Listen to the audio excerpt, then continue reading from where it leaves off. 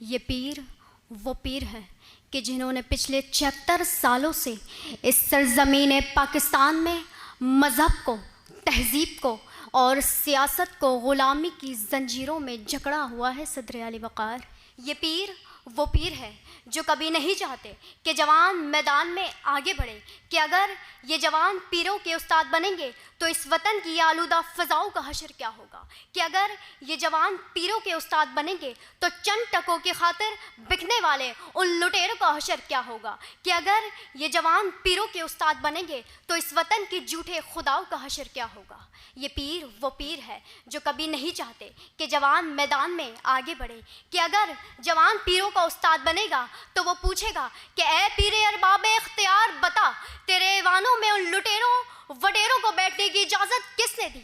जवान पूछेगा कि ए पीरे मौलिम बता, जो शाहबाजी का दर्ज देने की बजाय खाकबाजी का दर्ज देने की इजाज़त किसने दी। जवान पूछेगा ए पीरे खाने का बता, तुझे जवानों को हिदायत देने की बजाय उनकी जेबें टटोलने की इजाज़त किसने दी।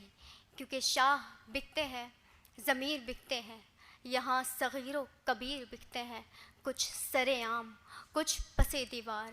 इस शहर में ज़मीर बिकते हैं, इस शहर में पीर बिकते हैं।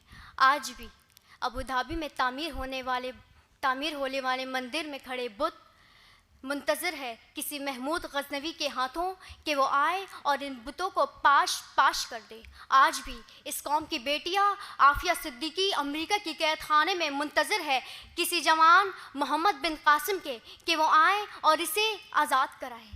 इन जवानों की ज़िंदगियों से हमें यही सबक मिलता है कि अभी एक नया गीत गाना पड़ेगा, अभी वक्त को आजमाना पड़ेगा, अभी जालिमों को मिटाना पड़ेगा, अभी जवानों को पीरों का उस्ताद बनाना पड़ेगा, अभी जवानों को पीरों का उस्ताद बनाना पड़ेगा।